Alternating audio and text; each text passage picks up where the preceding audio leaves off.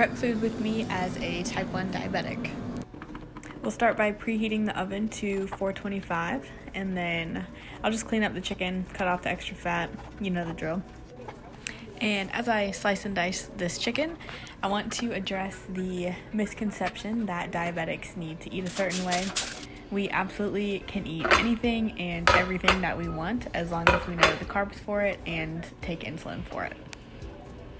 I'm currently going to the gym about 5 days a week, so my current goals are to eat in a slight calorie deficit and also get 160 grams of protein per day. I'm not saying this is for everyone, but this has been what's working for me and it's been really good for my blood sugars lately. I typically try to prep about 3 different types of proteins for the week so I can alternate them between lunches and dinners.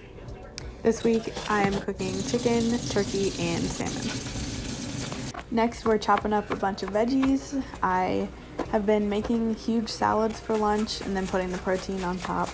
So I'm really just chopping all the veggies that you can think of and yeah, just making a really good flavorful salad. Also, I know meal prepping isn't for everyone since some people don't like leftovers or some people just get bored of eating the same thing.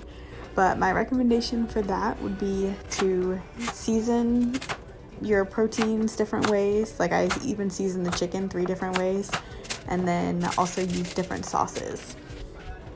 Also, if there's anything that I've learned from making this video, it's that we definitely need sharper knives. And I'm prepping my salad for tomorrow, so I've got all those veggies, I got feta cheese, hummus, and then tomorrow I'll put ranch on it.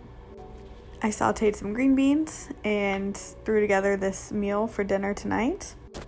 And here's everything prepped and ready to go in containers.